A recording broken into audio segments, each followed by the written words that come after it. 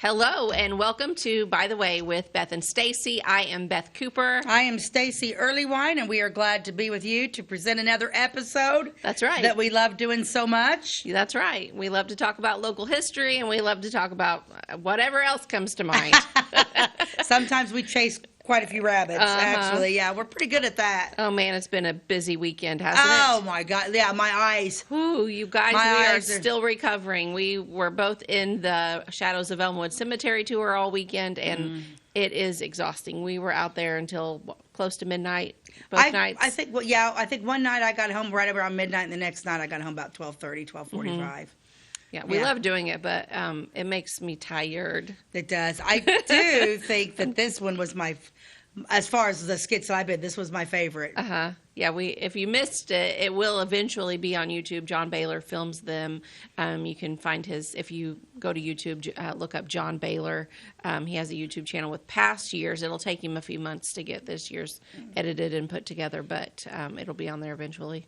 Yeah, it was fun. I heard a lot of good feedback. Well, the weather. Are you kidding me? It was perhaps the most beautiful weekend ever. Wow. It was perfect. Yeah, it was.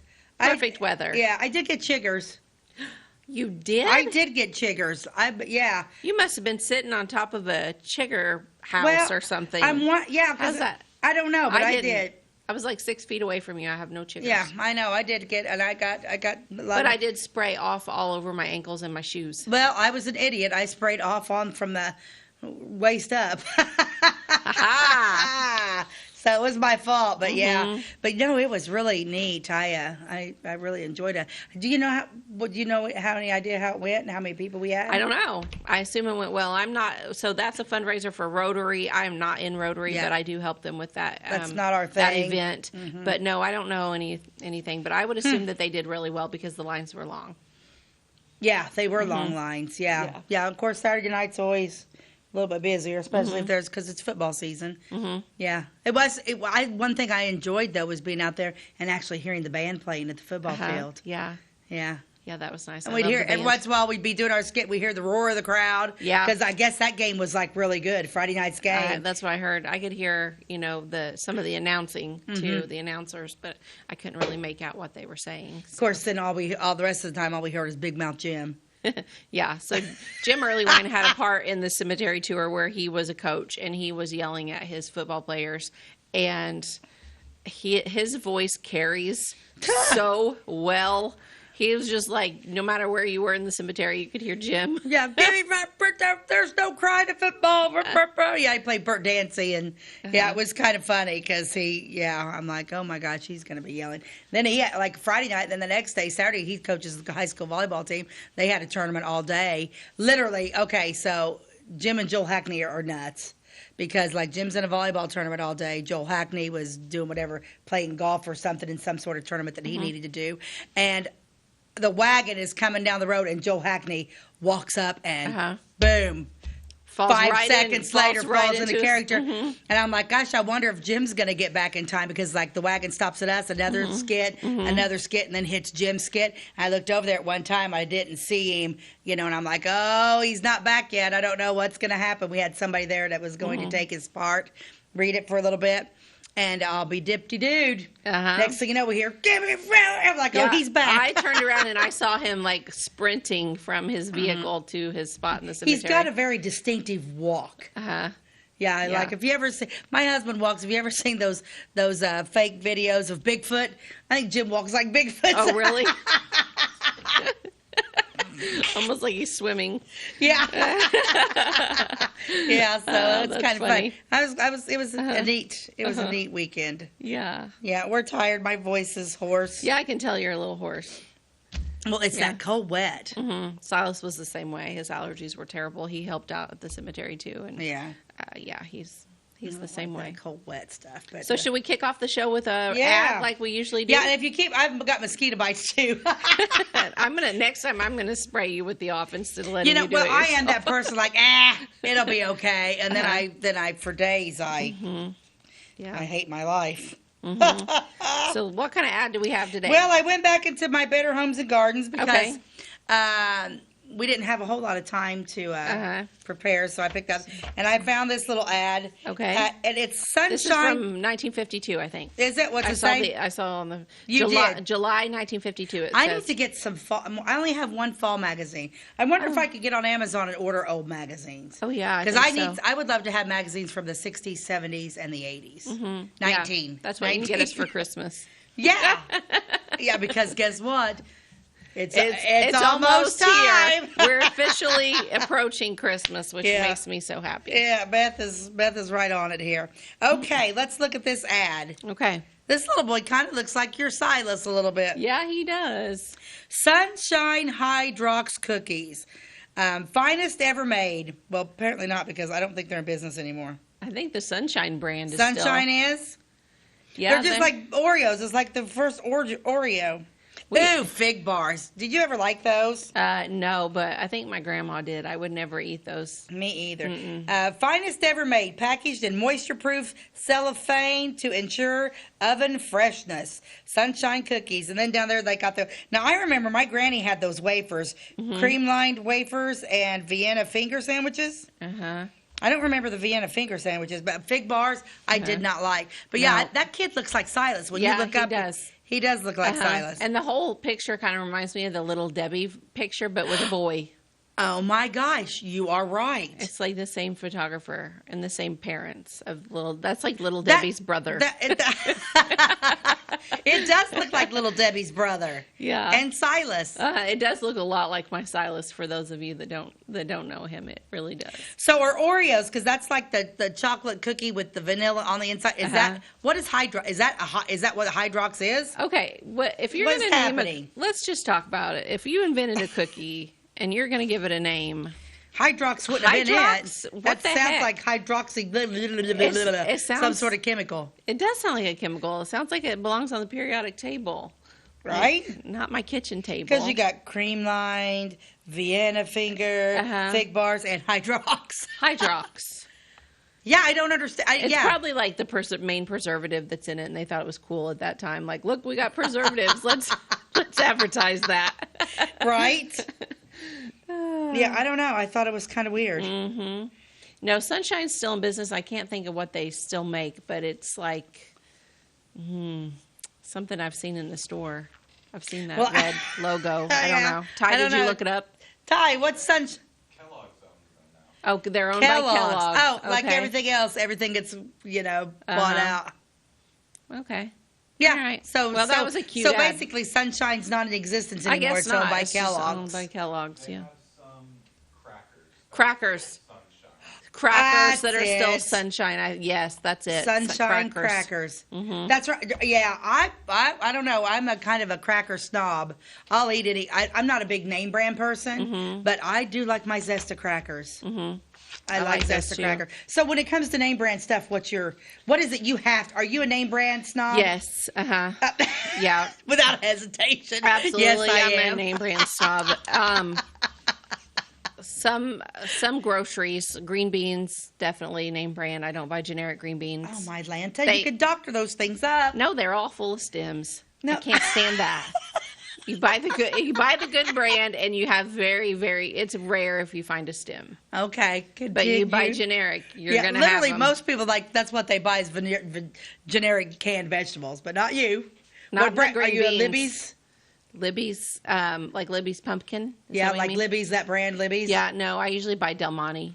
Great value all the way. I'm a great value girl. No, there was something I was opening the other day, and I thought, man, this is one thing you just cannot buy generic of. What was it? I was in the kitchen. I don't know. I don't know. I am a generic everything, but everybody that knows me knows Velveeta. There is only one Velveeta. Yeah, and it's expensive, but it's worth it. It is worth it. And I love Dawn dish soap. Yeah, I don't buy generic Dawn dish soap. I like Dawn dish soap. The original, and that's it. I don't want any other scents or anything like that. I like Febreze Air Fresh. Those are the top three. Otherwise, I'll go generic everything except for those three things. Oh, really? Yeah, I'm a generic girl all the way. Jim's not. He's a... But, I got a funny story. So, Jim and I have exchange students. And I have a young man from Germany, and I have a little lady that just moved in from Italy. Okay. Well, the Italian girl likes to cook, apparently. So when she came with her, she came and she was like, "May I put this in your refrigerator?" I'm like, "Well, of course, honey. Yeah, whatever." And she came with like this big old thick square block of something, and I'm like, "What is that?" She's like, "It's a Parmigiano," you know. I'm like, "No." So I pull out She my. moved in with her own Parmesan cheese. He did. She is going to be my kind of girl. So, and I'm like, "Oh my gosh, I've never seen. Here, let me show you mine." I pull out my generic shaking in the can, and she was like, "Oh," she rolled her eyes. She was just mortified. And then so then she opens up. Of course, my kitchen's got like Velveeta cheese, and I was like, "Let me introduce you to cheese." Every exchange student I have is like, "Stacey, that is not cheese. That is plastic that melts." And I'm like, "It is fantastic stuff." So right next to my Velveeta cheese is a big old block of real Italian from, I think her mother sent it. I mean, her mom's. Oh, wow. We got a box coming of I don't know what. Oh, wow. So she's gonna one night when sounds good. we have our small group on Sunday night. She's gonna cook. So you're gonna want to be there for that. Yeah. That's awesome. But yeah, a big old brick of real. I'm like, what do you? I mean. You grate it. I'm like, I don't even know if I'll have to pull out my grater. I haven't grated cheese in years. Well, a funny story about grating cheese. During COVID, I have a funny story about everything. During COVID, we decided, we were buying a lot of groceries at once, and it was cheaper, and we were at home we were just going to grate our own cheese. So we stopped buying shredded cheese. Yeah. We bought a shredder, and we bought blocks of cheese. Jason especially loved doing this. So for all of our recipes, he's like, "I'll handle the cheese." So in the meantime, one of the kids was in public school, and they had sent home a packet of stuff to fill out, like just to keep them. It was just busy work. And one of the questions on it was you had to interview your dad. And so it was Carissa, and she had to ask her dad all of these questions. And one of them was, "What do you like to do for fun?" Well, he thought this was just busy work and not actually ever going to be turned in, And he told her that his hobbies included, I don't remember what the first one was. I think it was like watching TV and grating cheese.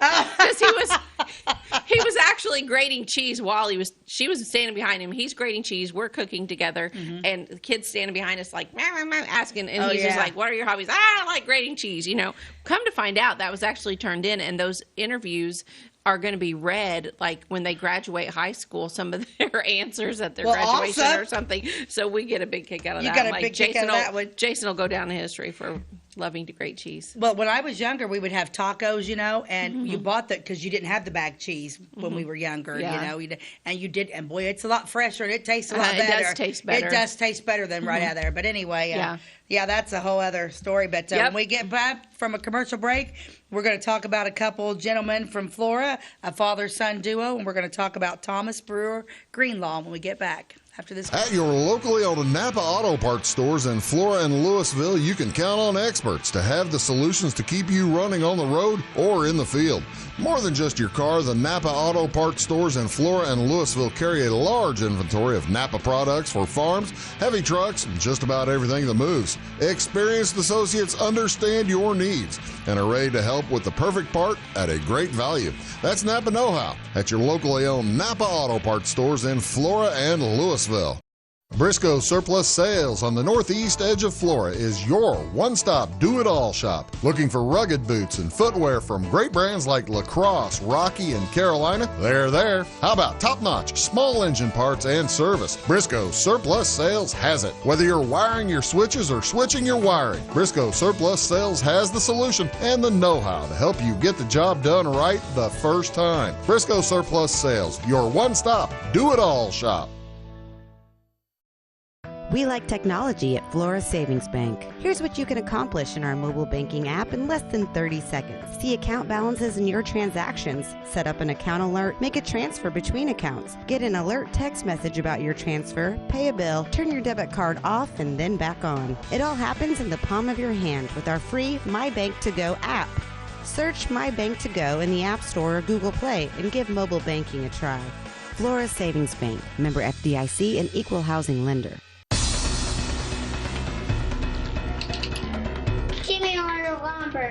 Doors, paint, windows, electrical, plumbing, and much more. Oh yeah, Give me all your guns, too. John Lucas, What? you better be dreaming about all the stuff we sell here at Zink Building Center. Oh, I would. Zink Building Center in Louisville on Route 45. It's a cool place. And welcome back to By the Way with Beth and Stacey. We are getting ready to discuss the Greenlaws. Yes, Greenlaws came to Flora in the early or late 1800s, and they were very prominent citizens. They were. You see their names a lot when you're going through local history. Yeah, he was Thomas Brewer Greenlaw. He was one of the very first city superintendents of public schools. Oh, okay. Yeah, so they're very highly educated people. So I'll just talk to you a little bit about him. And actually, they're all buried out at Elmwood. Are they? Okay. Yeah, there's a I can't remember where it's at, but there's a large stone that just says Greenlaw. It's kind of like that family plot. Okay. There were several of them. Thomas Brewer Greenlaw was born in Charlotte, Maine. Oh, wow. He traveled He quite did. a ways to get He to Clay really County. did. Yeah. Washington County, Maine, March 6, 1847.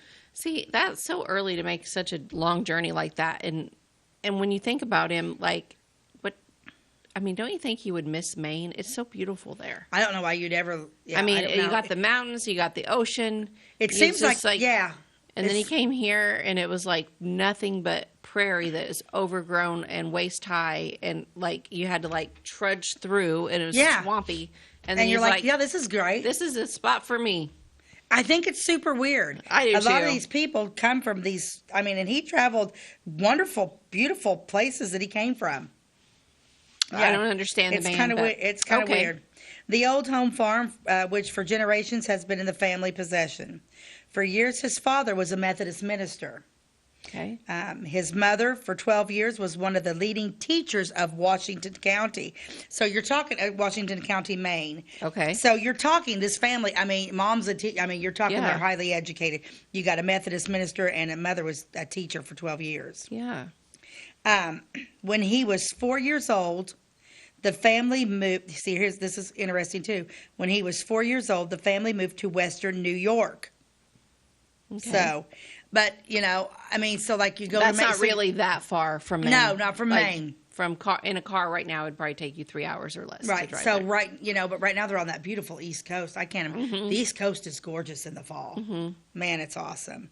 But after residing there for 4 years, his father was sent as a supply minister to Dundee in the state of Michigan. Okay. So we're talking Maine, New York, and now we're in Michigan. Okay. What's a supply minister? I don't know. I don't know. That he I've never carried heard that supplies to people that were, and also a minister, like to settlers out there, like they needed a minister, but also they sent supplies with him. Like, well, hey, buddy, while you're going, take him some apples or whatever. Yeah, interesting. Take these canned goods.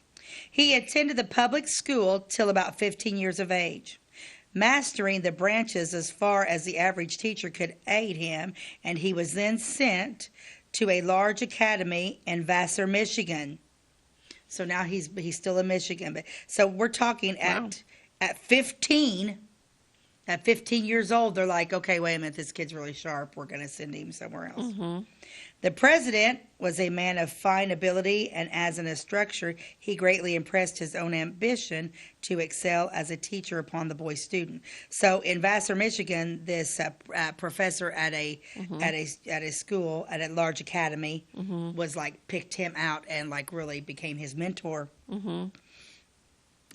By the example of his parents, friends, and the teacher's individual character is largely molded. So this kid was born in the 18. It's almost like, because you think of like so many people, even today, it's just the luck of the draw of who you're born to sometimes. All right. Mm-hmm. Because he's really got some great lineage here. Yeah.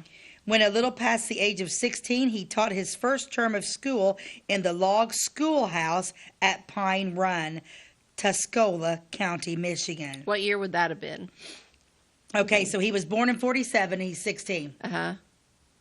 63. Yeah, so this is very close in time period to when Laura Ingalls taught school, I think, within 15 or 20 years of when she taught school, I think. She also since the beginning of time. was like 16, I think, when she taught school. Okay, so we're there about, okay. Uh-huh. So since the beginning of time, women have always taught, right? Was like that literally, because we're talking the 1800s. I mean, did women always teach? Women taught, but a lot of men taught back then. Right. I had a lot of male teachers in high school. Uh-huh. But it just seems like you still think that like women just even, didn't do anything but stay home and do their duties there. But they must have. Young as he was, he developed such tact in the management of his pupils, he's 16. Yeah, I think at that age it would be hard to command a classroom if you were not much older. Yeah. And in methods of interesting and inspiring them that directors, people, and pupils declared it to be the best term of the history of Pine Run.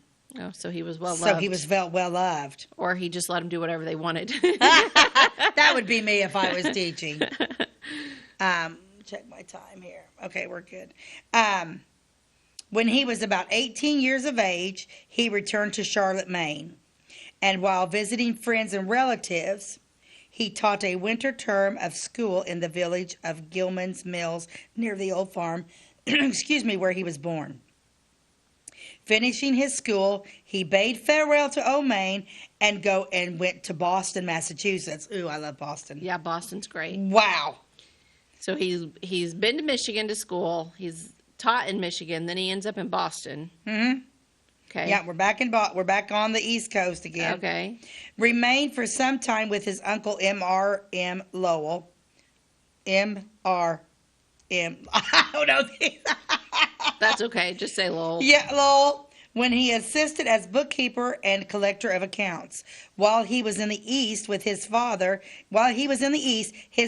moved his family. Here we go. So while Thomas Greenlaw was on the East Coast, his father moved their family from Michigan to Illinois. Okay. And located near Joliet. Okay. So his family's moving to Joliet. Okay. So that's probably he wanted to be closer to mom and dad. Yeah. So now Mr. Greenlaw, Mr. Thomas, the guy we're talking about, came to Illinois in 1865 and engaged in teaching at Elwood in Will County. So I'm assuming I think that's north. That's north, yeah. Mm-hmm. Here he remained for 6 years, and a part of the time he was interested in the mercantile business.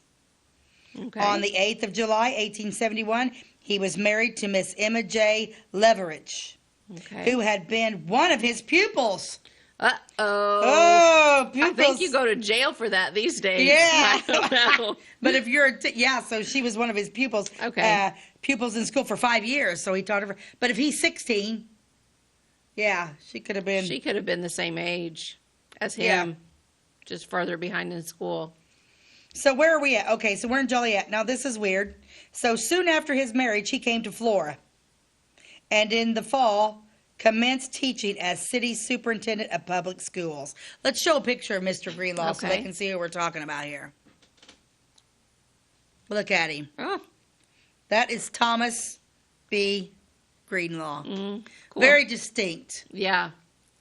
Mm-hmm. Yeah, I love that That's picture. quite a of him. mustache. It is. He reminds me of somebody, but I can't. I guess the mustache kind of reminds me of like Einstein a little bit, but the hair's not so crazy. Yeah. Oh, gosh, you're right. He does. Mm-hmm. Interesting. Yeah, if he just grew his hair out a little bit and never combed it. He definitely would be Einstein. Yeah. Yeah. So now he's come to Flora and he's the city, the superintendent. His young wife was appointed by the school board as a teacher of the second primary department where she taught for 2 years. In 1874, he engaged as superintendent of public schools at Mattoon. Oh, okay. Okay? And continued there for years. So he's doing both. He's living in Flora, but being the superintendent at Mattoon? At Mattoon, yeah. Well, how long did it take him to go to work every day then? Or did he, if you're the superintendent, you don't have to be there every day? Maybe. I don't know. How did that work back in the day?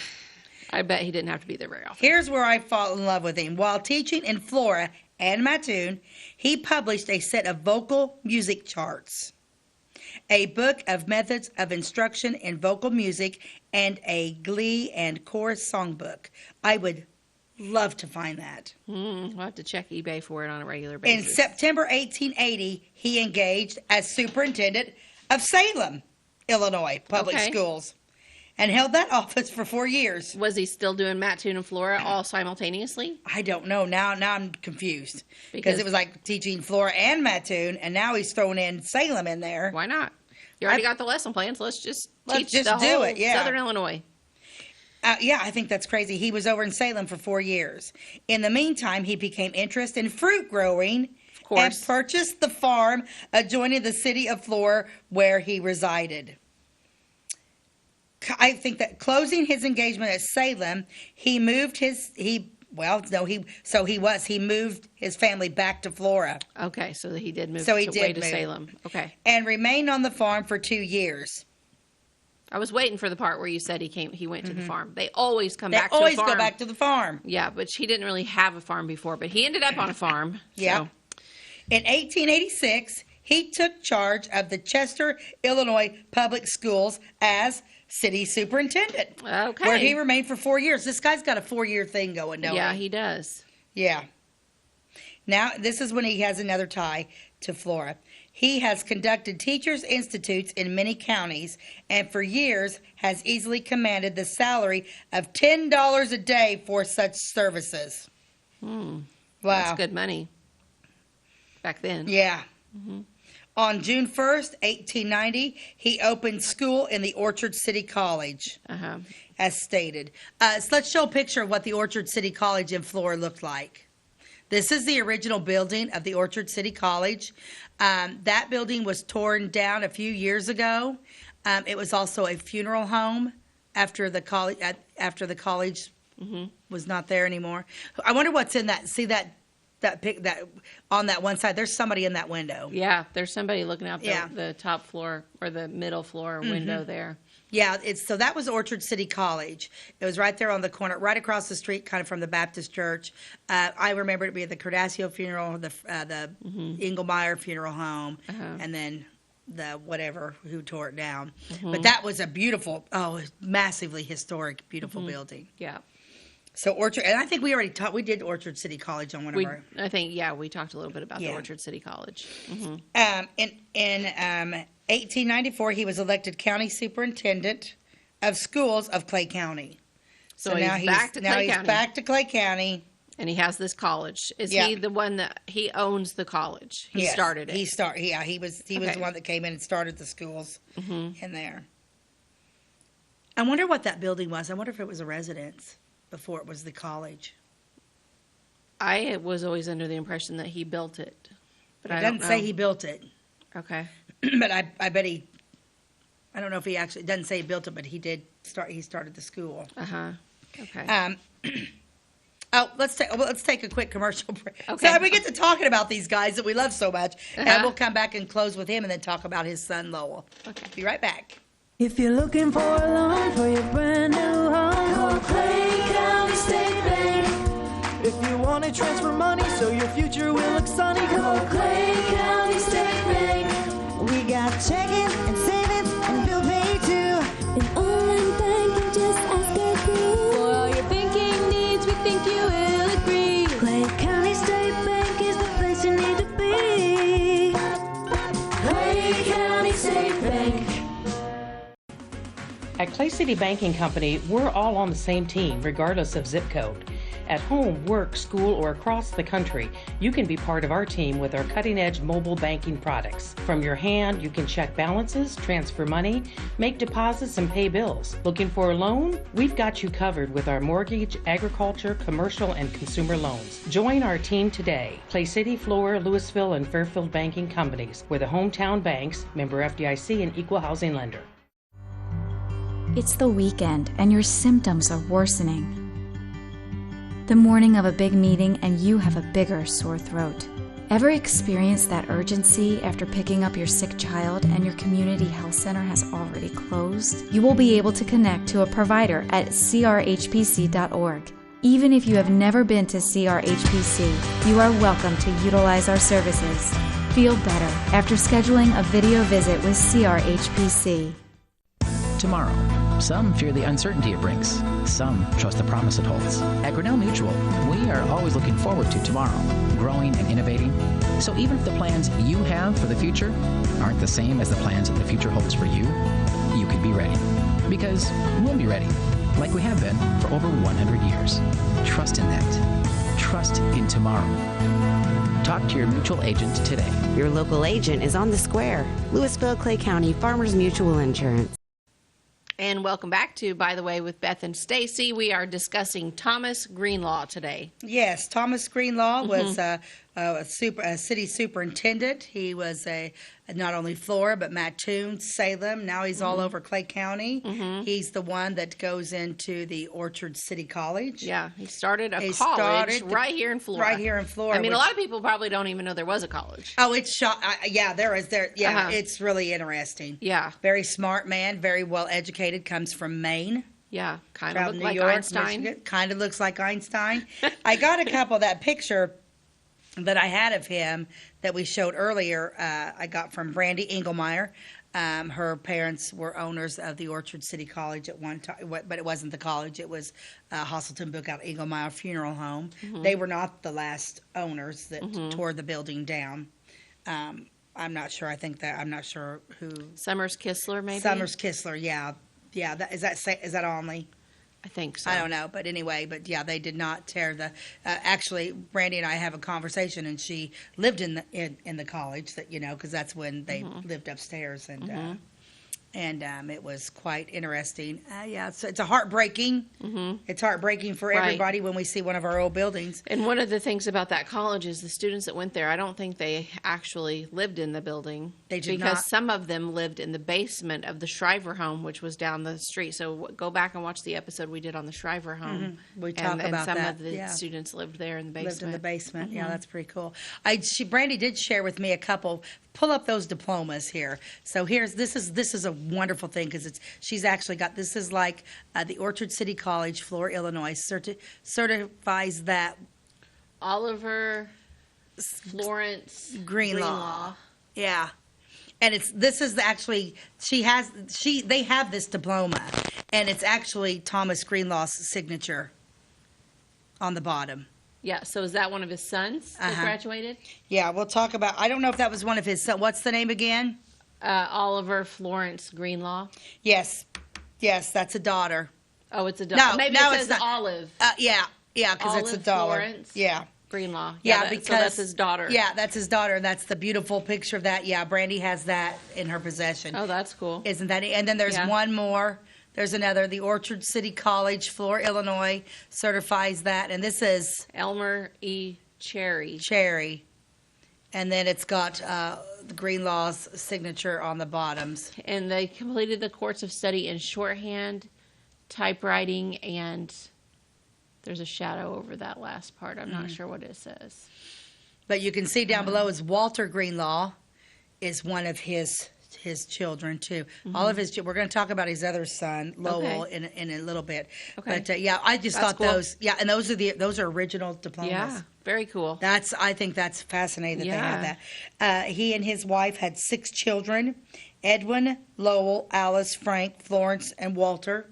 Okay. Edwin was the oldest. Walter was the youngest. Okay. I'll finish out here a little bit on him. So Olive went by her middle name, Florence. Oh, and elements of bookkeeping was the final part of that Elements degree. Of bookkeeping. Okay. Bookkeeping, that's neat. He opened Orchard City College in 1890.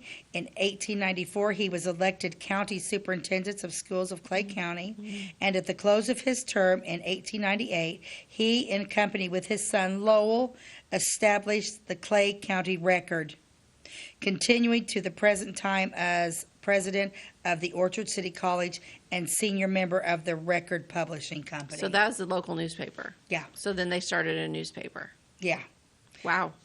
He is, Mr. Greenlaw is buried. He passed away on February 27th, 1923 at 76 years old. And he is buried at Elmwood Cemetery along with some of his other children. Okay. Very cool. I think he's just wonderful. Yeah.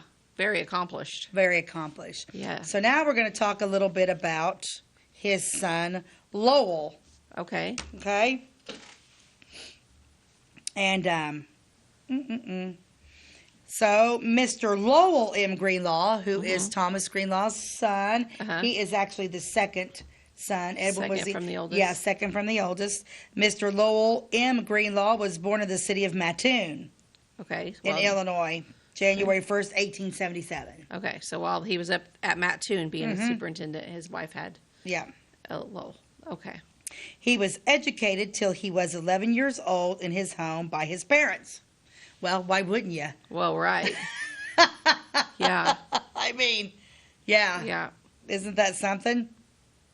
He then entered the City High School of Chester, Illinois. High school at age 11? Yep. Why not? Why wouldn't you?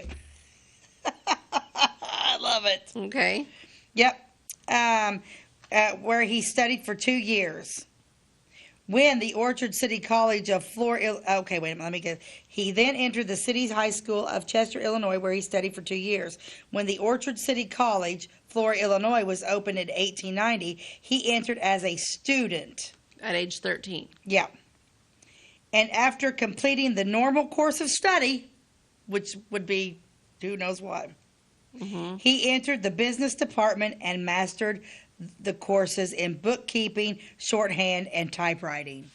Now, see, I find that interesting for a young man to do all those. But I guess they're the ones doing it. He probably right? wasn't training to be a secretary. He was probably training to be like a CPA kind of guy, like doing books for people's businesses.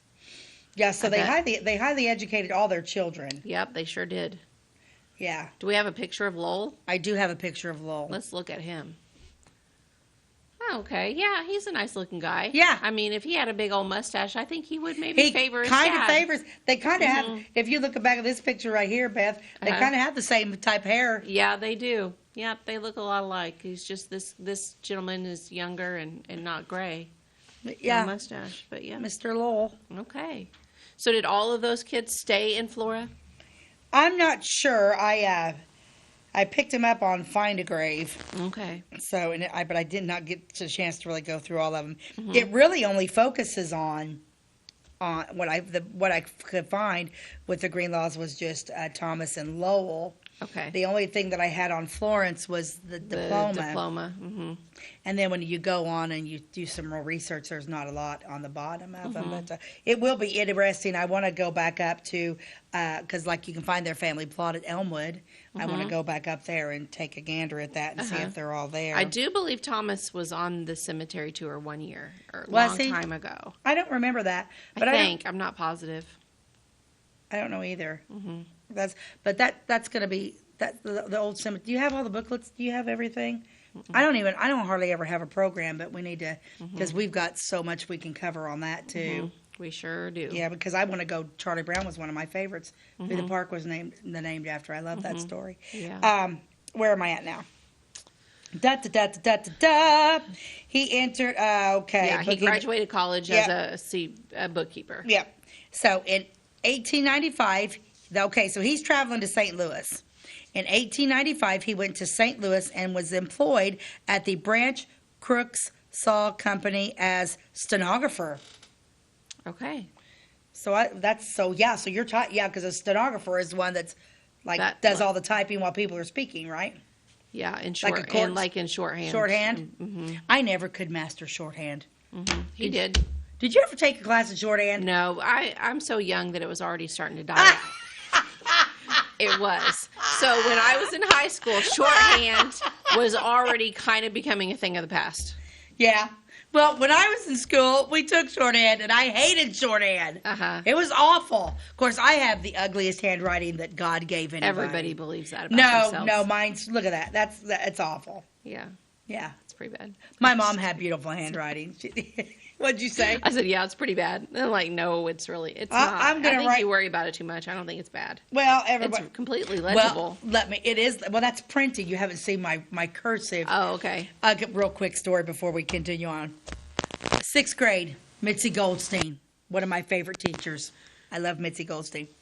But I always had, she tried to correct my handwriting so many times because she literally would tell me, Stacey, you are a beautiful girl. You're so talented and la, la, la, la, la. You're just a joy. but your handwriting is awful.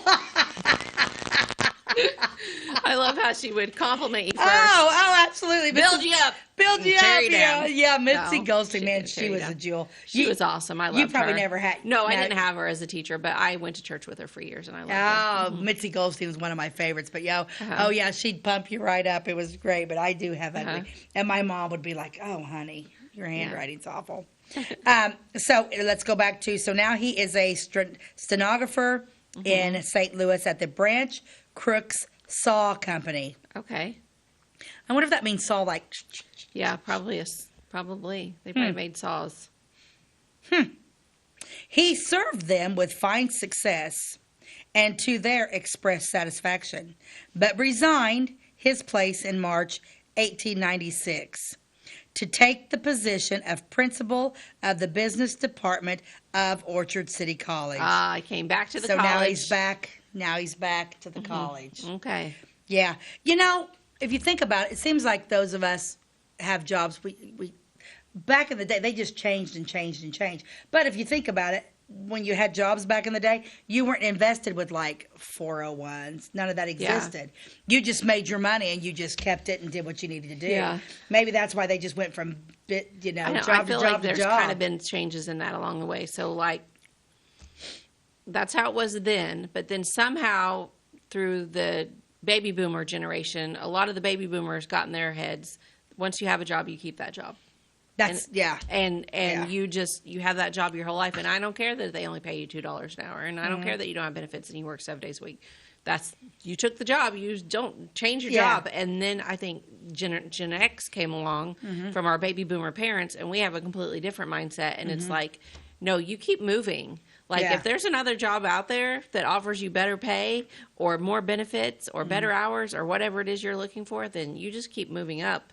Don't because I think along the way there's been, I don't know, discussion of like, well, this is your job. Why would you leave this job? You know, some of my friends and stuff have had that conversation with their parents. Yeah. And they're like, well, why wouldn't I leave that job? This one's so much better and it offers this and this. So I do think there's a little bit of a different mindset between generations. I think so because like Jim, moved to Flora from Robinson in 1984 and started working at NAL. Now, when he was at NAL, he moved his way up the ladder. Up through NAL. He did that, but he stayed in that one. He changed positions a lot, but he stayed in that one. Like in department? That one. And no, he went from, he pretty much, because he's an engineer, so he kind of dabbled in all the engineering, but literally stayed with North American Lining and just retired 2 years ago, which would have been 2021. So you're talking from 84 to 21. I opened up my shop in 1987, and even though I've moved locations, it's still the same.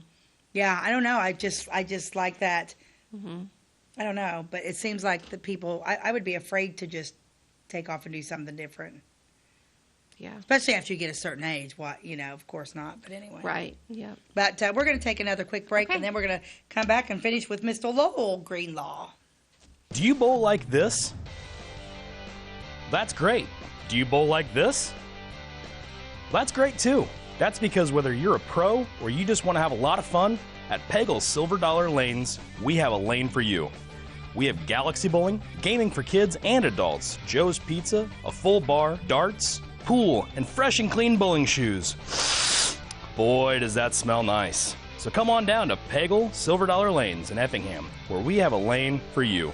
My name is Robin Stanford. I own Stanford Marketing. It's a promotional products business along with an embroidery business. And we do custom hats, t-shirts, anything, you name it, we can make it. People like that we do stuff in-house and we can actually make things here and that we're not contracting the work out to other places. We never say no. We always try to find a way to do it. If anybody can do it, we can do it. We are hardworking women, that is for sure.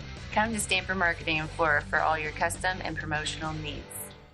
The insurance specialists have options to tailor to your needs at CSI Insurance Brokers. Experienced insurance brokers at CSI are skilled with all types of insurance plans and policies and represent many companies, including Safeco Insurance. You'll benefit from their detailed expertise, unbeatable premiums, and commitment to customer service. CSI Insurance Brokers and Safeco Insurance Company, providing affordable rates on quality insurance since 1952. For over 50 years, at your locally owned and operated Roll King Supply in Salem and Olney, we've helped you and your neighbors enjoy an easy country lifestyle. We carry the most thorough sporting goods department around with a huge variety of hunting and fishing gear, camping equipment, and a variety of firearms for any need. Our team is here to help you find whatever you need. Open every day, it's Roll King in Salem and Olney, your locally owned farm and home store. And welcome back to By the Way with Beth and Stacey. I'm Beth Cooper. I'm Stacey Earlywine, and we are talking about the Greenlaws who traveled in Florida in the late 1800s and were superintendents of schools and highly educated farmers, stenographers, and started this great college. We're responsible for the Orchard City College. Yeah. Okay, where am I at now? You're talking about Lowell. I am talking about Lowell. He had went off to St. Louis, worked as a stenographer for a while for a saw company, but then he came back home because Dad offered him a job at the college, probably as, what was it, president or something? President, yeah. He came. Do you think his dad passed away? Is that why he came back? Well, let me see, because it's 1895. Because he comes to, in 95 he went to St. Louis. With fine success, and he resigned in 96, so he came back to Clay County, to Flora in 96. His father didn't die till 1923. Oh, okay. Yeah. So dear old Dad's still there. Yeah, so okay. He's the principal of the business department. Oh, the business department. So he's over the college. Okay. But Lowell is the principal of the business department of the Orchard City College. Which I thought was the only department. I thought it was a business college, nothing else. Like, you couldn't go there to become an architect. It was like business. Yeah, I think you're right. I don't know. He was, maybe they broke him off a little bit. He was soon made business manager of the institution. He remained in this position because it's written back at least what we're doing is a long time. In the fall of 1898, in co-partnership with his father, he began the publication of the Clay County Record, which is where I get a lot of my stuff. Yeah. A lot of my information comes from this Clay County Record. I get a lot from that too. And it's great. I love the writing of this. I know. Yeah. The writing, this is one of my favorite places to get stories because I absolutely love it. I wonder if there's more to it than this. I think so, yeah. Well, I need to find them. Anyway, So him and his dad start the Clay County Record and organize the record publishing company and engaged in miscellaneous book, pamphlet, and job printing. The business prospered greatly and even it exceeded their high expectations. Mr. Greenlaw is a thorough businessman. Every detail of his business is constantly subject to his watchful care. In his business methods, he is progressive and strictly up to date. As principal of the business department of the college, he has imparted his business methods to many young people who have gone out into the world and have put into successful practice the training which he has given them. You know, that would be interesting. I would love to know what happened to the people that graduated from this college. Yeah, what did they go do? Were they all stenographers and it would be interesting to see where they were educated. Like if you had a big map of the United States and you could put push pins in it everywhere a graduate of the Greenlaw College ended up, I think that would be fascinating. Because I bet they ended up, at that time period, people were just flocking west. Everywhere. They were everywhere. Some were going back east. I mean, you that would be surprised, interesting. I bet, of where they all landed. And I wonder, who was, extremely successful. Yeah. That would be a great thing to be able to follow up on. How would you but I don't know how to do that. Yeah. See, I don't know either. Unless somewhere there's a record. Somewhere there's records from the school. I haven't found them. I haven't. And the other thing is, in all of our research, I haven't come across anybody that graduated from Orchard City College. Local? Mm-hmm. Yeah, I'm not sure that I have either, and I'm not sure that local people went to school here. I feel like it's something like rich people sent their kids to go do. Oh, I bet you're right. Huh. Probably not another teacher in the state of Mr. Greenlaw's age has prepared so many successful young men and women to make their own way in the world. As a newspaper writer, he is clear and concise, and many of his political editorials have attracted wide attention. He has did you look something up, babe? Are you looking it up? I'm trying to find something. He has a natural turn for the publishing business and enjoys his work. For many years, he has been a member of the Methodist Episcopal Church, a constant attendant upon the Sunday school, and later a teacher. And in January 1900, he was elected Sunday school superintendent. Mr. Greenlaw was much interested in the growth of Flora, and by his articles in the Record, he has done much to stimulate enterprise of various kinds. Well, good. Now, Mr. Greenlaw, Mr. Lowell Greenlaw was married. His wife was Georgia Fay Harrison Greenlaw. Okay. They had one daughter, Shirley Frances Greenlaw Baker. He is buried at Elmwood. He died November 15th at the age of 1990, or at the age of what year was it? Oh, wait a minute. Yeah, he was 90. I think he died when he was 91. Oh no, she died when she was 91. I was trying to figure out when he lived to be old. He died in 68, which makes me really 1968. He died in 1968. Dang. Because he was born in 1877. Yeah, this seems like so long ago, and then you're like, oh, he died in 1968, and that I was a year old. Yeah, that was not so long ago. This makes me feel really old because I'm like, usually you lived at the same time as him. lived at the same time in the same town as Lowell Greenlaw. You old woman. Woo! Yeah, he died November 15th, 1968. Yeah. Yeah. And one child. And now, yeah, she was married. She was a baker. She married a baker. And Georgia Fay Harrison. You know, there's Harrisons in Flora. And, Yeah, I'm surprised they only had one kid. He came from a family of 6. Mm-hmm. And then they only had the one. Yeah, isn't that interesting? Yeah. Very interesting family. The thing about Flora having a college is always what gets me, because a lot of people are like, well, this is just a little podunk town and there's just, you know, nothing going on and you don't have anything big. And it's like, well, we kind of do now, but we did then. Yeah. I mean, were you ever able to go in that building? No. It was a beautiful building. I have a picture. I have driven by it several times. I actually was across the street at the Baptist church the day they tore it down. And we were my kids were in something that we called a kids choir at the time, and they were having practice, and we just stopped practice, and everybody went to the windows and watched it fall, because the kids were little. It was fascinating to them just to see a building come down safely, but it was sad for me and the other adults, I think, because we were like, why are they it just, those buildings were meant to last forever. From what I understand, apparently it was vacated. And apparently mold, but you can get rid of mold.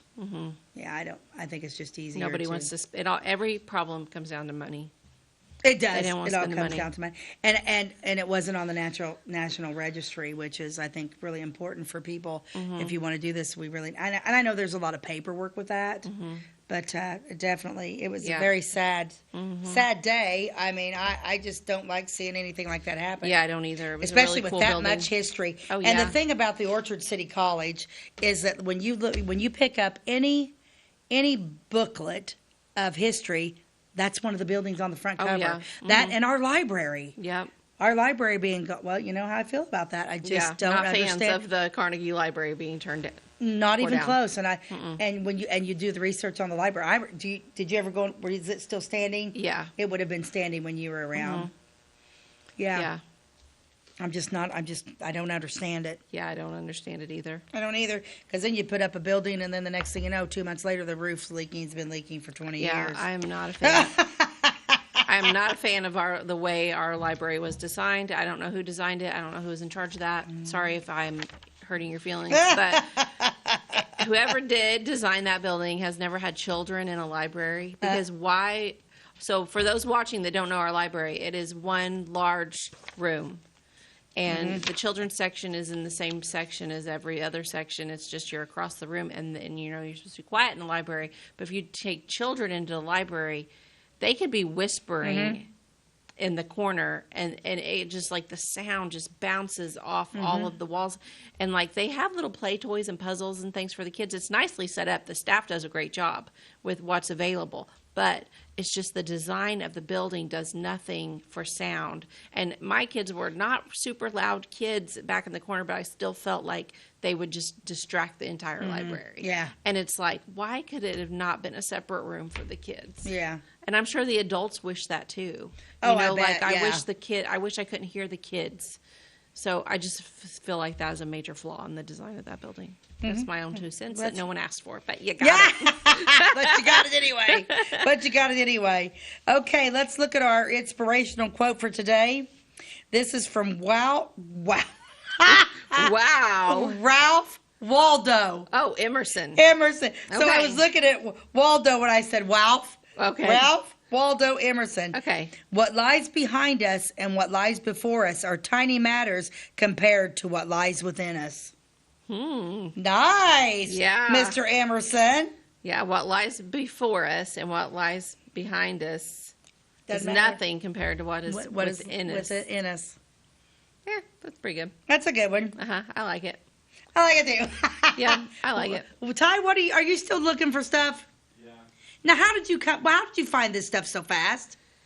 I just searched. The Centennial book. Oh, Yeah, I love the Centennial book. Yeah, he pulled up the copy of our Centennial book, which it does have information in it. There are some mistakes in that book, so I don't always use it as my number one source. Yeah. But that is interesting. That's something we could look on later. We absolutely can. Uh-huh. So Yep. what's your plans for today? My plans for today include working. So after this, I have to go back to my other job and kind of work ahead because I'm taking a business trip next week to Missouri, to Hamilton, Missouri, a little tiny town in Missouri that is where my company is based, Missouri Star Quilt Company. Very cool little town. Full of antique stores? I don't know, full of quilt shops. So it has an interesting story because it was basically like Clay City where there was nothing downtown. All the buildings were needing repair. And this woman, Jenny Doan, got famous on YouTube for doing quilting. And people wanted to come to her shop. So she made her shop a little bit bigger. And all these people started flocking to her shop because she was like YouTube famous. This was about 15 years ago. And anyway, little by little, she grew and grew, and each time that she grew, she bought another building in the town and completely remodeled it, like our dream, to completely redo some downtown, make every single building gorgeous and functional, and bring in people, and people travel from all over the world to come to Hamilton, Missouri. It's called the Disneyland for Quilters.